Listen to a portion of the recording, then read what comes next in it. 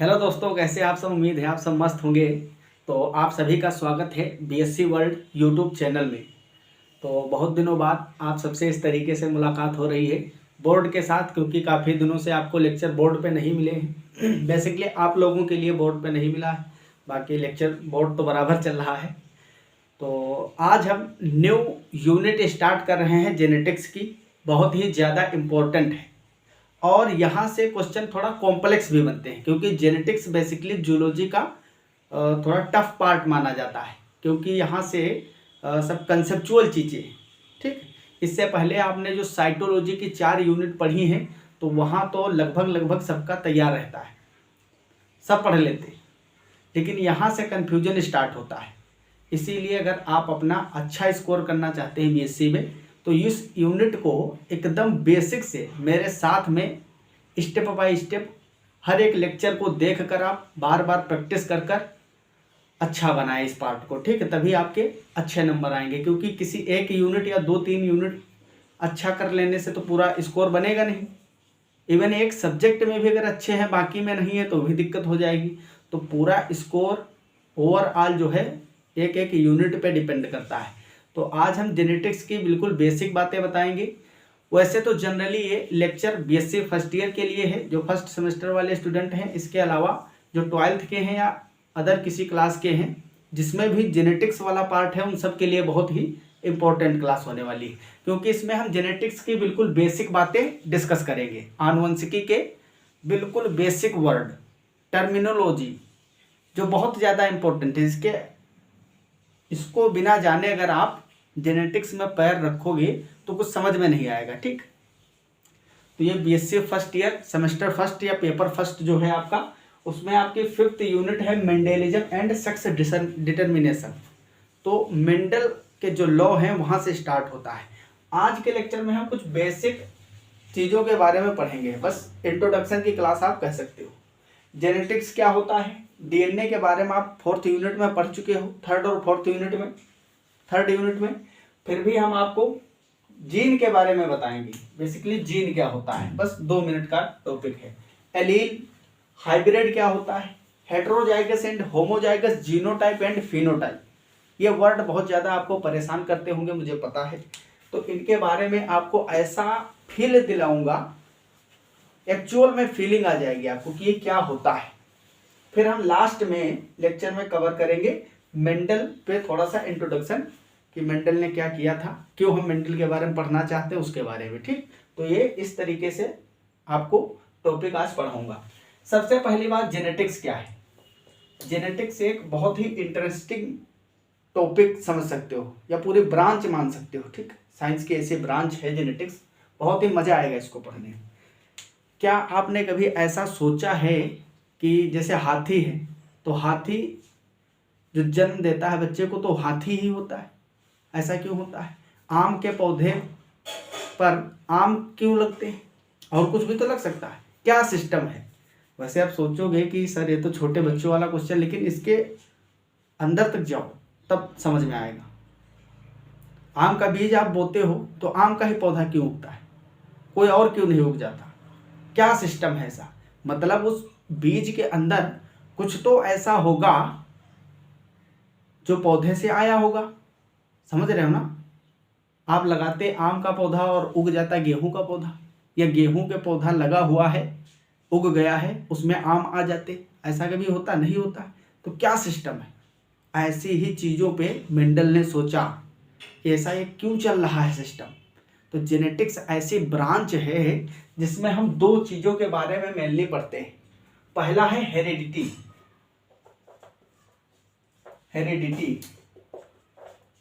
And second है variation. ठीक, heredity को हिंदी में बोलते हैं हम वंशागत, और वेरिएशन का मतलब है विभिन्नताएं। आप जानते ही हो विभिन्नताएं। ठीक, क्योंकि हिंदी के भी स्टूडेंट बहुत सारे जुड़े हैं हमसे, तो हिंदी में भी मैं साथ साथ बताते चलूंगा। Heredity and variation. हेरिडिटी क्या होता है, वंशागत क्या होता है। मतलब पीढ़ी दर पीढ़ी चीज़ों का या कैरेक्टर का जो ट्रांसफ़र होता है उसी को हम हेरिडिटी बोलते हैं। वंशागति का मतलब जैसे कि अब आप अपने मम्मी या पापा से हल्का फुल्का मिलते जुलते होंगे, हो सकता है ज़्यादातर मिलते हो, बिल्कुल तो नहीं मिलते हो लेकिन मिलते तो हो। जैसे आप में और हम में अगर सिमिलरिटी देखी जाए तो बहुत ही कम मिलेगी। क्यों? क्योंकि वंशागत हेरिडिटी का सिस्टम है इसमें। आप में जो जीन है, आपके जो कैरेक्टर हैं, वो कहाँ से आए हैं? आपके मम्मी पापा से, और हमारे में हमारे मम्मी पापा से। तो ये क्या सिस्टम है? क्यों हम डिफरेंट हैं? डिफरेंट हैं वेरिएशन के कारण। तो हेरिडिटी का मतलब है पीढ़ी दर पीढ़ी जो चीज़ें जाती है उसको हम बोलते हैं हेरिडिटी, वंशागत। कोई ऐसा फैक्टर जो पीढ़ी दर पीढ़ी चल रहा है उसको हम क्या बोलते हैं? उस प्रोसेस को, प्रक्रिया को बोला जाता है हेरिडिटी। और वेरिएशन क्या है? वेरिएशन मतलब विभिन्नताएं जो उत्पन्न हो रही हैं। मेनली जो विभिन्नताएं होती हैं वो किससे डेवलप होती हैं? सेक्सुअल रिप्रोडक्शन से। Sexual reproduction, sexual reproduction. जैसे रिप्रोडक्शन के बारे में थोड़ा बहुत तो बेसिक आप 12th में पढ़े ही हो। क्या होता है रिप्रोडक्शन में? सेक्सुअल रिप्रोडक्शन में मेल और फीमेल दो पार्टनर पार्टिसिपेट करते हैं, गैमेट का फॉर्मेशन होता है, फिर उसमें जाइगोट बनता है जिससे कि आगे चलकर पूरा न्यू ऑर्गेनिज्म बन जाता है। अगर एसेक्सुअल बात करें हम, एसेक्सुअल रिप्रोडक्शन की, एसेक्सुअल रिप्रोडक्शन, तो इसमें क्या होता है? इसमें सिंगल ऑर्गेनिज्म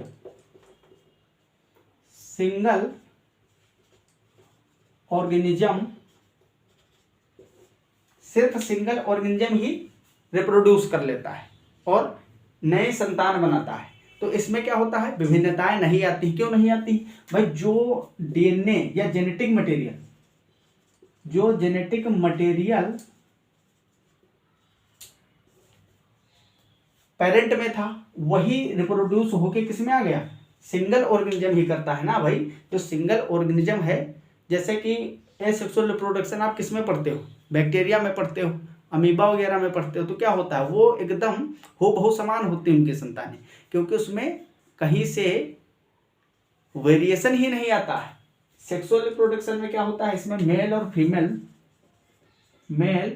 और फीमेल दो अलग अलग इंडिविजुअल पार्टिसिपेट करते हैं। इसमें क्या बनते हैं? गैमीट बनते हैं। मेल में आपका स्पर्म बनेगा और फीमेल में ओवम बनेगा। ये क्या है? आपके गैमीट। इतना तो 12th में पढ़ के ही आए हो। ये फर्टिलाइज करेंगे। क्या करेंगे? फर्टिलाइजेशन होगा, फर्टिलाइजेशन, जिससे आपका जाइगोट बन जाएगा। क्या बनेगा? जाइगोट। अब देखो, ये जो जाइगोट है, जाइगोट युग्मनज, इसमें 44 क्रोमोसोम होंगे जो कि 23 मेल और फीमेल से आए हैं। तो यहाँ जो जाइगोट है ये आगे चलकर नई संतान बनाएगा, नया ऑर्गेनिज्म, मतलब न्यू ऑफ स्प्रिंग बनेगा। तो इसमें जो है कैरेक्टर दोनों के होंगे, मेल और फीमेल के। यहाँ पे क्या हो रहा है? जेनेटिक रिकॉम्बिनेशन हो रहा है। क्रोमोसोम दो जगह से आ रहे हैं, जेनेटिक मटेरियल। तो यहाँ पे वेरिएशन देखने को मिलेंगी। तो जनरली जो हम जेनेटिक्स में बात करते हैं तो हेरिडिटी और वेरिएशन की, ये दो वर्ड बहुत इंपॉर्टेंट है। हेरिडिटी का मतलब कैरेक्टर जो क्रोमोसोम के थ्रू जा रहे हैं, इस प्रोसेस को यहाँ से कैसे गए यहाँ, इस प्रोसेस को बोलते हैं वंशागत या हेरिडिटी। वेरिएशन का मतलब भाई दो अलग अलग इंडिविजुअल के कैरेक्टर जा रहे हैं उसमें, तो कुछ ना कुछ विभिन्नताएं होंगी। विभिन्नताएं किससे? विभिन्नताएं आपकी विभिन्नता हमसे नहीं देखी जाएगी। इस चीज को समझिए। जैसे हमने कहा कि सेक्सुअल रिप्रोडक्शन से विभिन्नता उत्पन्न होती है, तो वो विभिन्नता हमारे और आपके बीच में नहीं देखना है। आप में और आपके मम्मी पापा में क्या वेरिएशन है? एग्जैक्टली तो सेम हो नहीं। आप भाई बहन भी नहीं सेम होंगे, भाई भाई नहीं सेम होंगे, बिल्कुल हूबहू तो समान नहीं होगे ना। इस वेरिएशन को बोलते हैं, इसको बोलते हैं वेरिएशन। ये कहाँ से डेवलप हुआ? सेक्सुअल रिप्रोडक्शन से। तो जेनेटिक्स में हमको यही सब पढ़ना है। समझ में आई बात? अब हम बात करते हैं डीएनए और जीन की। आपको पता है किस तरीके से डीएनए डबल हेलिक्स होता है, डीएनए पे पूरा एक सेपरेट लेक्चर है, अगर आपने नहीं देखा तो उसको देखिए, अच्छे से समझ में आएगा। यहाँ हम शॉर्ट में जीन को डिफाइन करने जा रहे हैं, आपको बताएंगे कि जीन क्या होता है। ठीक, डीएनए पॉलीन्यूक्लियोटाइड होता है, मतलब बहुत सारे न्यूक्लियोटाइड आपस में मिलकर क्या बनाते हैं, एक स्ट्रैंड बनाते हैं डीएनए का, और उसी तरीके के 2 स्ट्रैंड एंटी पैरेलल होते हैं। मतलब ये अगर 3 डेज से 5 डेज है तो दूसरा वाला 5 डेज से 3 डेज होगा, इतना तो आप जानते ही हो। इसमें क्या जुड़े होते हैं, न्यूक्लियोटाइड्स जुड़े होते हैं इस तरीके से। एडेनिन के सामने थाइमिन होगा, हम डीएनए की बात कर रहे हैं ना, और साइटोसिन के सामने ग्वानिन होगा। प्यूरिन और पिरिमिडिन्स इस तरीके से नाइट्रोजनस बेसेस होंगे, न्यूक्लियोटाइड आपस में जुड़े होते हैं। अब डीएनए का वह पार्ट जो किसी एक कैरेक्टर को कोड करता हो उसको हम बोलते हैं जीन। मान लीजिए कि डीएनए का ये इतना पार्ट जो है, भाग, ये क्या करता है, किसी स्पेसिफिक कैरेक्टर को कोड करता है, किसी लक्षण के लिए जिम्मेदार है। लक्षण एक्चुअल में वो लक्षण कैसे बनेगी, ये जो जीन होता है, जीन का काम लक्षण, डायरेक्ट लक्षण को नहीं लेके आएगी। इसका काम क्या है भाई, ट्रांसक्रिप्शन, रिप्लिकेशन, ट्रांसफॉर्मेशन, ये सारी चीज़ें पढ़े हो ना, ट्रांसलेशन वगैरह क्या होता है। तो ये जीन में ट्रांसक्रिप्शन होगा, ये एमआरएनए बनेगा, फिर ट्रांसलेशन होगा तो क्या बनेगा, प्रोटीन। वो प्रोटीन जो होगी वो स्पेसिफिक होगी हर एक जीन के लिए। अब ये जीन मान लीजिए किसी एक प्रोटीन को कोड करता है, प्रोटीन। जैसे कि हम बात करते हैं आपके हाइट की, ठीक, अच्छे से समझना, चीज़ें सभी समझ में आएंगी। आपकी हाइट कैसे बढ़ती है, ग्रोथ हार्मोन से। जीएच हार्मोन होता है ना, ग्रोथ हार्मोन। ग्रोथ हार्मोन अगर टाइम पे सफिशिएंट मात्रा में रिलीज होगा बॉडी में, तभी आपकी हाइट बढ़ेगी बढ़िया से, जितनी होनी चाहिए। ये जीएच हार्मोन क्या होता है, ग्रोथ हार्मोन मेनली प्रोटीन का बना होता है। किसका, प्रोटीन का। प्रोटीन नेचर का होता है, आप जानते ही हो भाई, मैक्सिमम हार्मोन और सभी एंजाइम, सिर्फ राइबोजाइम को छोड़कर जितने भी हैं सब प्रोटीन के बने होते हैं। तो ये ग्रोथ हार्मोन भी प्रोटीन का है। अब ऐसा नहीं है कि जो ग्रोथ हार्मोन के प्रोटीन है और इंसुलिन की प्रोटीन है वो सेम हो, अलग अलग होती है। तो इसके जो प्रोटीन है उसको बनाने के लिए एक स्पेसिफिक जीन होगा। अगर वो जीन काम करेगा तभी ग्रोथ होगी। तो ग्रोथ क्या है, लंबाई क्या है, एक लक्षण है। अगर इस जीन ने जो ग्रोथ के लिए जो प्रोटीन रिक्वायर्ड है उसको कोड करने वाला जीन अगर काम करेगा सही से, तभी वो लक्षण आएगा, आपकी हाइट बढ़ेगी। अगर नहीं काम करेगा तो बौने रह जाएंगी। समझ रहे हो इस चीज़ को। तो एक लक्षण को कोड करता है, मतलब डीएनए का वह पार्ट जो किसी स्पेसिफिक प्रोटीन को बनाता है, या ऐसे कह सकते हो जो कि एक कैरेक्टर को देने के लिए जिम्मेदार हो, उसको हम जीन कहते हैं। अब फिर से मान लीजिए कि दूसरा जीन इतने पार्ट में है, ठीक, तो बीच का जो पार्ट बचा इसको हम जीन नहीं कहेंगे। पूरा डीएनए जीन नहीं होता है। डीएनए के छोटे छोटे सेगमेंट जो किसी कैरेक्टर के लिए जिम्मेदार होते हैं, किसी प्रोटीन को सिंथेसाइज करने के लिए जिम्मेदार होते हैं, उसको हम बोलते हैं जीन। तो एक्चुअल में आपको फील आ गया होगा जीन का। सभी जीन डीएनए हैं, क्वेश्चन पूछा जाता है, क्या सभी जीन डीएनए हैं और पूरा डीएनए जीन है? इसमें बताइए कौन सा करेक्ट है। क्या सभी जीन डीएनए होते? बिल्कुल भाई, जीन क्या होगा, कहीं ना कहीं डीएनए का ही तो सेगमेंट होगा। क्या पूरा डीएनए जीन होता है? ये बात गलत है, ऊपर वाला सही है।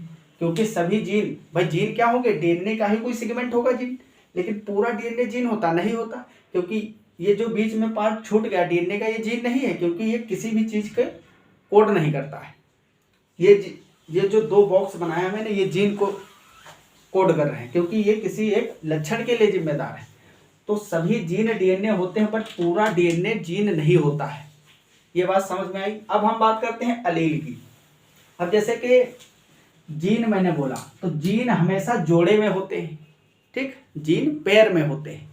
जैसे कि 46 क्रोमोसोम हमारे अंदर है, क्रोमोसोम की हम बात कर रहे हैं, तो 23 जोड़े होते हैं। इसी तरीके से डीएनए के ऊपर जो जीन है ये भी पेयर्ड होते हैं, जोड़े में होते हैं। तो 2 डिफरेंट, मतलब एक ही जीन के डिफरेंट फॉर्म जो होते हैं उसको हम एलील बोलते हैं। जैसे कि मैंने कहा कि हमारी हाइट के लिए एक रिक्वायर्ड जीन है जिसको हम कैपिटल टी बोलते हैं। क्या बोलते हैं? Capital T.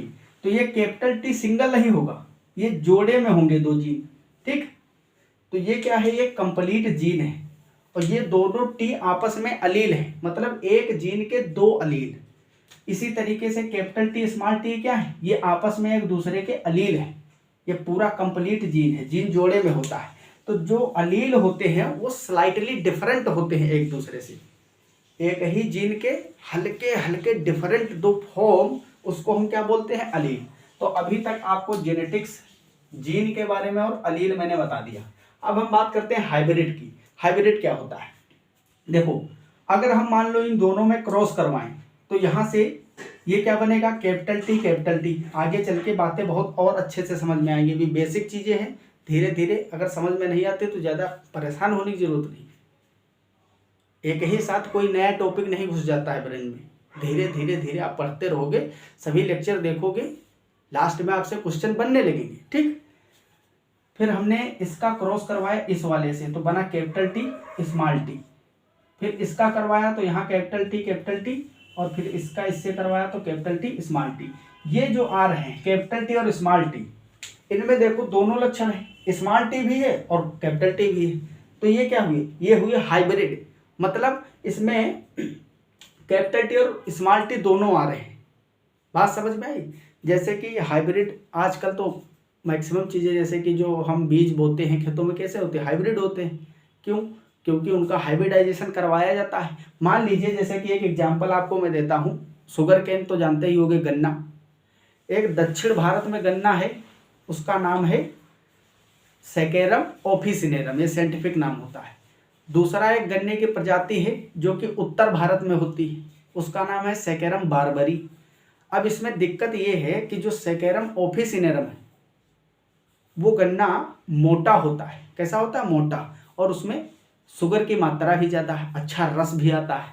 अगर उत्तरी भारत के गन्ने की बात करें, सेकेरम बारबरी, तो उसमें क्या है? उसके हाइट जो है छोटी है और उसमें रोग भी लग जाता है। समझ रहे? तो इन दोनों में अगर क्रॉस कराया जाए तो एक नई प्रजाति बनेगी जो कि दोनों के गुणों वाली होगी। मतलब इस तरीके से जो ऑफिसिनेरम है, सेकेरम ऑफिसिनेरम, उसमें रोग लग जाता है लेकिन गन्ने की हाइट बहुत अच्छी आती है, लंबाई मोटाई अच्छी है। वो उत्तर भारत में इसलिए नहीं उग पाता है क्योंकि उसमें रोग लग जाते हैं।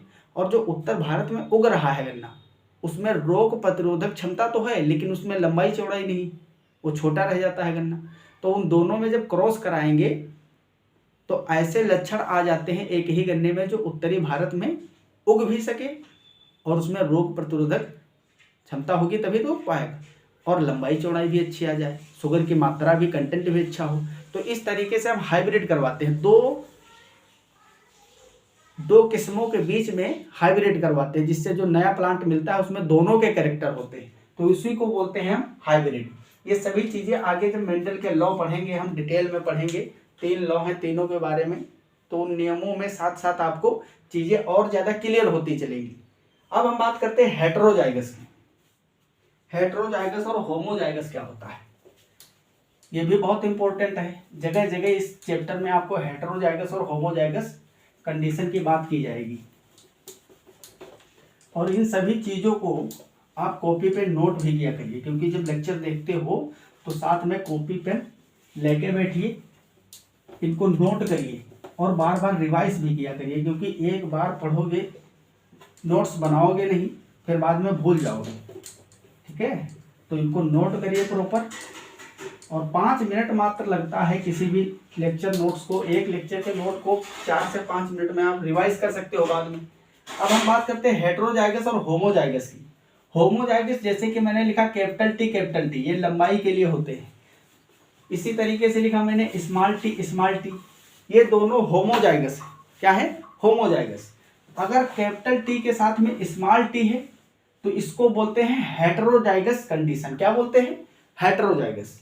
ये है हेटेरोजाइगस,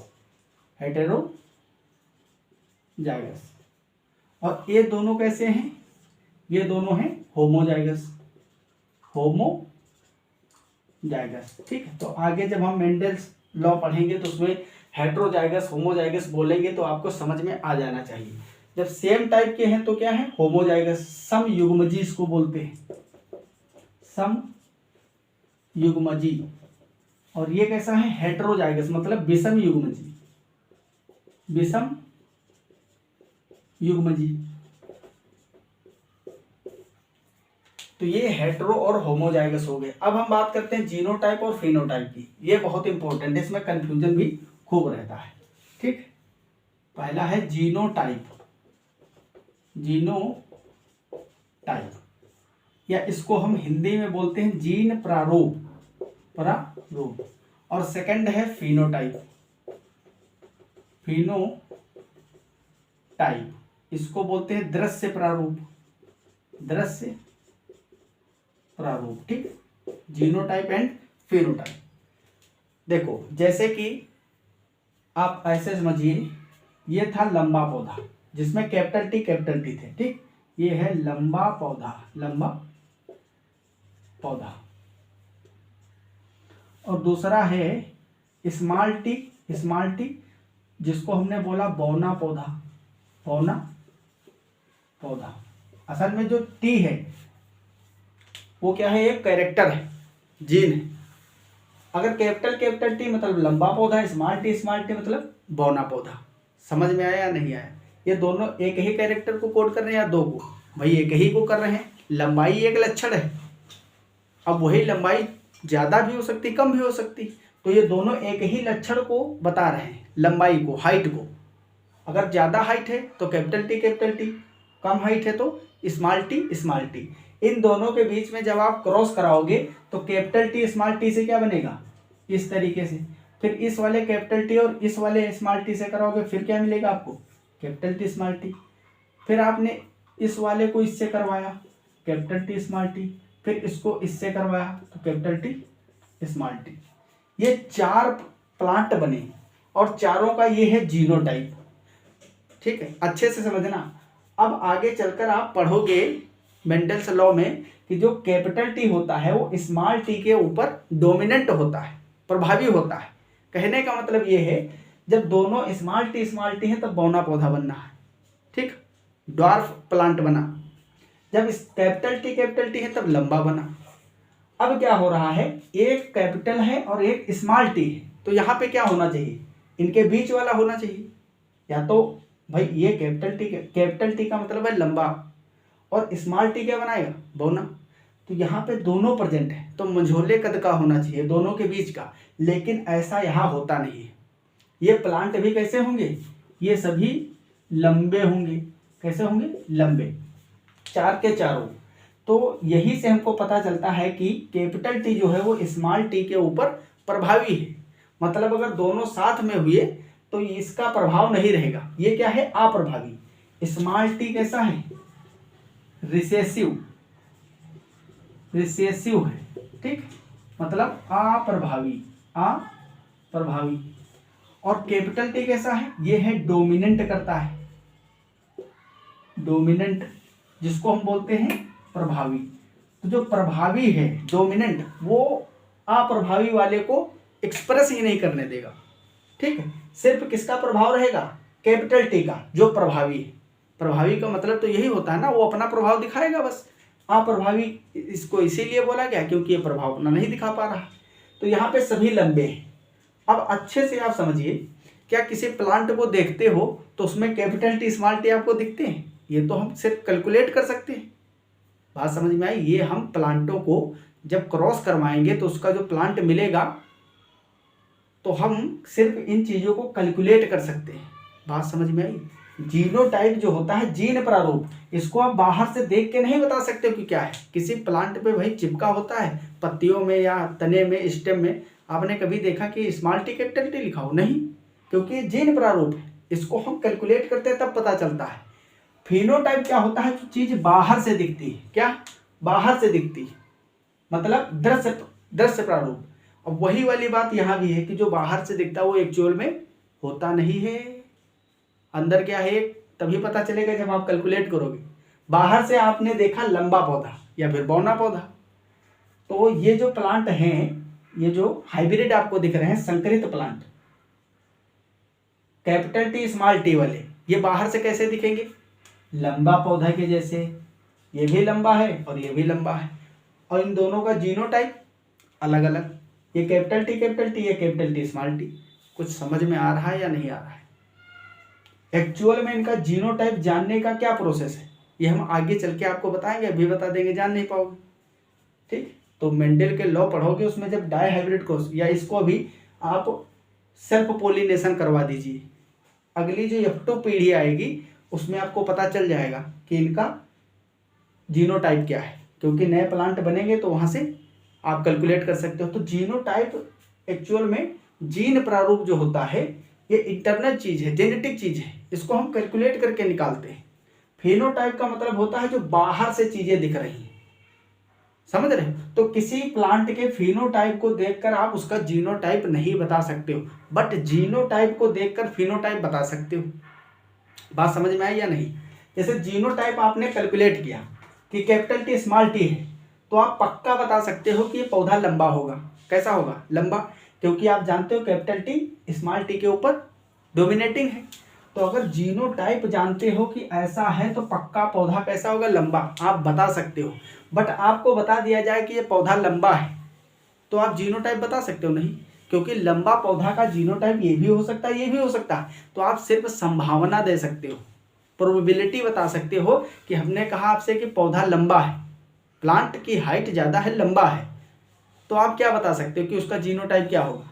एग्जैक्टली नहीं बता सकते हो, क्योंकि लंबे पौधे का जीनोटाइप कैपिटल टी भी हो सकता है, कैपिटल टी स्मॉल टी भी, क्योंकि कैपिटल टी स्मॉल टी के ऊपर डोमिनेटिंग है, ये प्रभावी है। तो लंबा मैंने अगर सिर्फ बोला है फिनोटाइप, फिनोटाइप मतलब जो बाहर से दिखता है, अगर मैंने बोला कि प्लांट लंबा है तो आप जीनोटाइप उसका एग्जैक्टली नहीं बता पाओगे, संभावना बताओगे, या तो कैपिटल टी हो सकता है या फिर capital T small T. But अगर आपने जीनोटाइप कैलकुलेट किया है तो जीनोटाइप से आप एग्जैक्टली उसका फिनोटाइप बता सकते हो। समझ में आई चीज? जैसे जीनोटाइप आपने कैलकुलेट किया, आया स्मॉल टी, तो आप बता सकते हो इससे फिनोटाइप की पौधा बौना होगा। अगर कैपिटल टी आया तो लंबा होगा, अगर कैपिटल टी स्मॉल टी साथ में तब भी लंबा होगा, लेकिन फिनोटाइप से आप बता नहीं सकते। ये इतनी बात समझ में आए? तो एक्चुअल फीलिंग आपको आ गई होगी कि जीनोटाइप फिनोटाइप क्या है। फिनोटाइप जो बाहर से चीज दिखती है, लिखा है ये दृश्य प्रारूप, जो बाहर से हमको चीजें दिखती हैं उसको हम फिनोटाइप बोलते हैं। और जीनोटाइप क्या है? ये जेनेटिक सिस्टम है, ठीक, इसको हम कैलकुलेट करके ही निकालते हैं।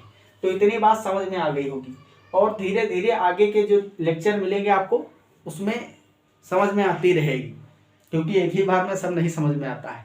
ये तो इंट्रोडक्शन की क्लास है, जैसे जैसे आप सभी लेक्चर करोगे, देखो बिल्कुल भी नर्वसनेस आने ही मत दो। क्यों? क्योंकि कोई भी चीज़ एक बार में ही, बस एक ही लेक्चर में सब नहीं याद होती, चीज़ों को चलते रहोगे। ऐसा अगर होता तो एक ही महीने में आपका एक क्लास खत्म कर दिया जाता पूरा, मतलब बीएससी फर्स्ट ईयर को एक ही महीने में पढ़ा देते। क्यों इतने दिन तक पढ़ाते हैं? भाई टीचर पढ़ाना चाहे तो एक महीने से पढ़ा नहीं देगा सिलेबस, लेकिन तुमको कुछ समझ में आएगा नहीं, क्योंकि धीरे धीरे जब रोज़ चीज़ें पढ़ते रहोगे, धीरे धीरे थोड़ी थोड़ी चीज़ें अंदर जाएंगी। बस कंसेप्ट को डेवलप करते जाओ। बात समझ में आई? तो इसको आप नोट करिए। फिर हम मेंडल के बारे में थोड़ा सा आपको कुछ बेसिक आइडिया दे देते हैं, जिससे कि आगे के लेक्चर जो आएंगे उसमें आपको समझ में आए। और ये सभी चीज़ें आपको याद करके आनी है अगले लेक्चर में, वरना कुछ समझ में नहीं आएगा। ठीक, तो हेडिंग लगा लीजिए, सिर्फ लिख दीजिए मेंडल। तो मेंडल के बारे में कुछ बेसिक चीज़ें आज मैं बताऊंगा आपको। उसके बाद जो अगली क्लास होगी उसमें हम मेंडल्स के जो लॉ हैं उसके बारे में डिस्कशन करेंगे।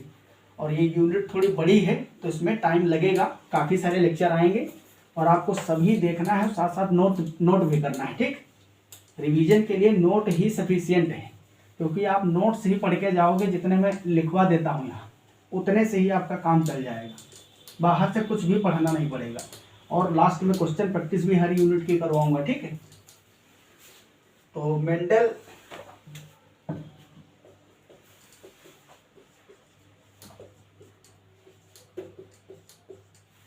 भैया मेंडल कैसे इनको हम पढ़ने लगे, इतना क्यों फेमस हो गए?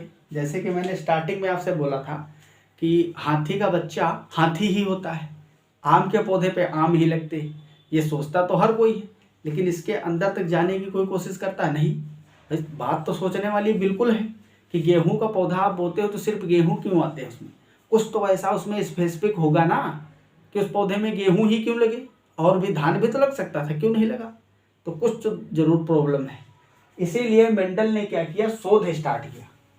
अब भाई क्रिएटिव इंसान जो होता है वो सोचता है बस भिड़ जाता है, उसने सोचना स्टार्ट किया कि ऐसा क्या है सिस्टम कि हाथी जब जन्म देता है बच्चे को तो हाथी के जैसा ही होता है? मटर के पौधे को उसने बोया तो भाई वो देखो असल में उनका मेन व्यवसाय कृषि था, इसलिए उनके जो मम्मी पापा थे वो यही काम करते थे, बागवानी करते थे। तो इन्होंने सबसे पहला क्वेश्चन यही आता है कि किस पे इन्होंने एक्सपेरिमेंट किया, पाइसम सेटाइवम। उद्यान मटर जो होती है ना, जो भाई मटर भी कई टाइप की होती है, फली वाली होती है, हरी सब्जी वाली, एक दाल के लिए बोई जाती है, तो अलग अलग वेराइटी होती है। उद्यान मटर पे इन्होंने अपना एक्सपेरिमेंट किया था, उद्यान मटर, ठीक। इसका साइंटिफिक नेम होता है पाइसम सेटाइवम, पाइसम सेटाइवम, ठीक। पाइसम सेटाइवम पे इन्होंने अपने प्रयोग किए। कब से कब तक किया, सन 1856 से लेकर 1863 तक, 7 वर्ष तक, ठीक, 7 वर्ष तक प्रयोग किया था इन्होंने, एक्सपेरिमेंट की। अब सोचिए सिर्फ एक मटर का पौधा आपको दे दिया जाए और बोला जाए कि इस मटर के पौधे पर आप 1 साल एक्सपेरिमेंट करो, बोर हो जाओगे नहीं? अरे भाई 1 साल में आप साल भर पढ़ते पढ़ते बोरियत हो जाती है तुमको। सिर्फ एक मटर के पौधे पे इन्होंने 7 वर्ष तक एक्सपेरिमेंट किया। तो समझ रहे हो साइंटिस्ट में, भाई साइंटिस्ट क्या होते हैं, बहुत ज़्यादा जुनून चाहिए इन चीज़ों के लिए, तब कोई चीज़ डिस्कवर हो पाती है, और इतिहास में उनका हमेशा ऐसे ही नाम लिया जाता है। लोग तो बहुत सारे हैं, लेकिन हम मेंडल के बारे में क्यों पढ़ रहे हैं, इसीलिए तो पढ़ रहे हैं, इनके अंदर की फीलिंग समझो और अपने अंदर मोटिवेशन लाओ। समझ में आई? तो ये जो है 7 वर्ष तक सिर्फ एक मटर के प्लांट पे एक्सपेरिमेंट करते रहे। सबसे विशिष्ट चीज क्या है इनसे संबंधित, क्वेश्चन पूछा जाता है। इन्होंने विपर्यासी लक्षणों पे अपना प्रयोग किया। ये विपरीत लक्षणों पे, विपरीत लक्षणों को लेकर प्लांट के फिर एक्सपेरिमेंट कर रहे थे। 7 प्रकार के विपरीत लक्षण लिए इन्होंने। टोटल 14 प्लांट लिए, किसके, मटर के, पी, ठीक। 14 प्लांट लिए जिसमें 7 विपरीत लक्षण वाले पौधे थे, 7 विपरीत लक्षणों वाले पौधे थे, प्लांट थे, ठीक। विपरीत लक्षण कहने का मतलब, विपरीत लक्षण कहने का मतलब समझते हो ना, कुछ वर्ड हैं ऐसे जो कंफ्यूज करते हैं आपको। जैसे मैंने कहा वेरिएशन, विभिन्नता, तो जेनेटिक्स में विभिन्नता वो नहीं देखी जाएगी कि आप में हमारे में क्या विभिन्नता है। विभिन्नता है वेरिएशन जेनेटिक्स में कहने का मतलब क्या है कि आप में और आपके मम्मी पापा में क्यों वेरिएशन है, इसका क्या कारण है। भाई हम में आप में तो वैसे तो हम और आप कहीं ना कहीं एक ही ऑर्गेनिज्म से डेवलप होके आए हैं, तो कहे हम लोग भी सकते हैं कि हमारे में आप में वेरिएशन क्यों एक ही जगह से आए। भाई पापा के पापा इस तरीके से आप जाओगे बहुत ज़्यादा बैक में, तो एक ही जगह से तो हम लोग इवॉल्व हुए हैं ना। लेकिन इतना बैक में जाओगे तो फिर चले ही जाओगे, इसलिए क्या करना है, वेरिएशन का मतलब। उसी तरीके से यहाँ पे विपरीत लक्षण का मतलब समझो। विपरीत लक्षण जैसे कि लंबाई, हाइट क्या है, ये एक लक्षण है, लक्षण। अब इसकी 2 पॉसिबिलिटी, 2 नहीं ज़्यादा भी हो सकती है, एक तो लंबा हो या बौना हो, तो ये क्या हो गया, विपरीत लक्षण। एक ही लक्षण का 2 रूप, एक लंबा एक बौना। इसी तरीके से रंग हो सकता है, कलर, गोरा या काला। मेंडल ने स्टार्टिंग में ये सब नहीं समझ में आया उनको कि ऐसा भी होता है, या लंबा या बौना। फिर जब उन्होंने F2 पीढ़ी का संकरण करवाया था ना F1 में, सेल्फ पोलिनेशन, तब उनको पता चला कि बीच वाला भी हो सकता है। समझ रहे हो ना, इस तरीके से। तो विपरीत लक्षण जैसे कि 7 विपरीत लक्षण उन्होंने लिए थे। कौन कौन सा लिया था, इस पे क्वेश्चन आता है। बेसिक चीजें आज बता रहे हैं मेंडल से रिलेटेड। पहला तो इन्होंने लिया प्लांट की हाइट, प्लांट हाइट, पादप की लंबाई, पौधे की लंबाई। और दूसरा लिया इन्होंने बीज का आकार, बीज का आकार और बीज का रंग, फली का आकार, फली का आकार। ये सब आपको नोट करना, याद भी करना, यहाँ से क्वेश्चन बनेंगे। और क्या लिया, फली का रंग। कितने हो गए, 2 और 2 4, 5 हो गए। और क्या लिया इन्होंने, फली का रंग हो गया, फली का आकार हो गया, पुष्प का रंग, पुष्प का रंग और पुष्प की स्थिति, पुष्प की स्थिति। ठीक, तो ये 7 लक्षण उन्होंने लिए थे, विपरीत लक्षण। अब इसमें आपसे क्वेश्चन आता है कौन डोमिनेंट था और कौन रिसेसिव था। ठीक, 2 विपरीत लक्षण थे ना, एक प्रभावी होगा एक अप्रभावी। तो यहां पे मैं लिख दे रहा हूं डोमिनेंट मतलब प्रभावी और दूसरा है रिसेसिव, रिसेसिव मतलब अप्रभावी। ठीक है, लंबाई में प्रभावी कौन होगा, हाइट एक लक्षण है, इसमें जो लंबा पौधा होगा, लंबा, वो कौन होगा, प्रभावी होगा, उसको हम कैपिटल टी से डिनोट करेंगे। अगर हम बात करें रिसेसिव, तो लंबाई में रिसेसिव कौन है, बौना, बौना। ठीक, उसको हम स्मॉल टी से। जनरली एक ही लक्षण के लिए हम डोमिनेंट और रिसेसिव को किस तरीके से रिप्रेजेंट करते हैं। अगर लंबाई को टॉल कैपिटल टी बोला तो रिसेसिव वाले को हम क्या बोलेंगे। ऐसा नहीं है कि बौने को अंग्रेजी में ड्वार्फ बोलते हैं, तो यहाँ पे हम डी लगा दें। इस चीज को समझ के रखिएगा। जैसे कि लंबा मतलब टाल में लंबा, तो कैपिटल टी ले लिया, तो उसके बौने के लिए जैसे यहाँ पे टाल में लंबा, तो ये वाला हमने कैपिटल लिया, कैपिटल टी। वैसे ही आप सोचो कि ड्वार्फ, तो इसमें हम डी लिख दें। ये नहीं, जो आप प्रभावी वाले का लोगे उसका ही स्मॉल लेटर यूज होगा। ठीक, तो ये सभी चीजें आपको ध्यान में रखनी है। यहाँ पे गलतियां होती हैं, बेसिक गलतियां। ठीक, बीज का आकार, बीज का आकार जो प्रभावी था वो कौन सा था, गोल, जिसको राउंड हम आर कहते हैं। और दूसरा था झुर्रीदार, झुर्रीदार, जिसको हम स्मॉल आर से डिनोट करते हैं। फिर है बीज का रंग, तो बीज का रंग प्रभावी कौन सा था, पीला, पीला रंग प्रभावी था, येलो, कैपिटल वाई। और दूसरा था हरा, जो कि स्मॉल वाई से हम दिखाएंगे। ठीक, ये रिसेसिव है, अप्रभावी। फिर है फली का आकार, फली का आकार या तो हो सकता है फूला हुआ, ठीक, या फिर सिकुड़ा हुआ, सिकुड़ा। ठीक, इस समय मटर खूब आती है, देख लेना। फली का रंग, फली का रंग, अब देखो यहाँ कंफ्यूजन होता है। ये जहां जहां कंफ्यूजन आपको होने वाला वहीं पे मैं आपको बताऊंगा, आगाह करूंगा। फली का रंग और बीज का रंग दोनों में गोल हरा लिया गया है, लेकिन प्रभावी और अप्रभावी अलग अलग हैं दोनों के। बीज का रंग पीला वाला प्रभावी है, लेकिन फली का रंग जो है वो हरा वाला प्रभावी है। हरा वाला कैसा है, प्रभावी, इसमें कैपिटल जी लोगे आप। और ये जो है रिसेसिव अप्रभावी, उसमें आप स्मॉल जी लोगे, जो कि पीला होगा। ठीक, बात समझ में आ रही है नहीं।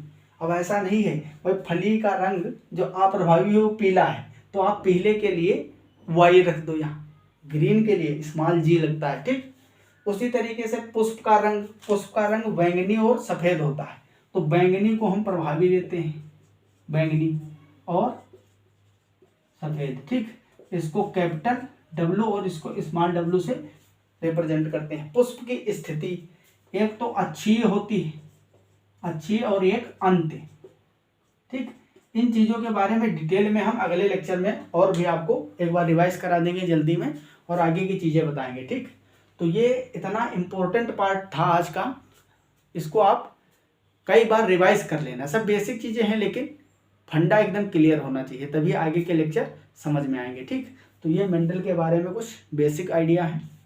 इसके बाद का जो लेक्चर होगा उसमें हम मेंडल के लॉज स्टार्ट कर देंगे। ठीक, law of segregation, law of independent assortment, ये सब जो है अगले लेक्चर में डिस्कस किए जाएंगे। ठीक है, तो आप लोग मस्त पढ़ाई करते रहिए। अगर कोई भी डाउट है तो कमेंट बॉक्स में पूछिए, या फिर आपके लिए मैंने ग्रुप बना रखे हैं, टेलीग्राम पे है, टेलीग्राम चैनल पे पूछिए, या फिर व्हाट्सएप ग्रुप पे। कोई भी दिक्कत है आपको तो वहाँ पे आप रिजोल्व कर सकते हो। ठीक है, हम पूरी आपकी मदद करेंगे जितना हमसे हो सकेगा। तो मिलते हैं अगले लेक्चर में, मस्त पढ़ाई करते रहिए। तब तक के लिए okay bye, all the very best, thanks for watching. जय हिंद, जय भारत।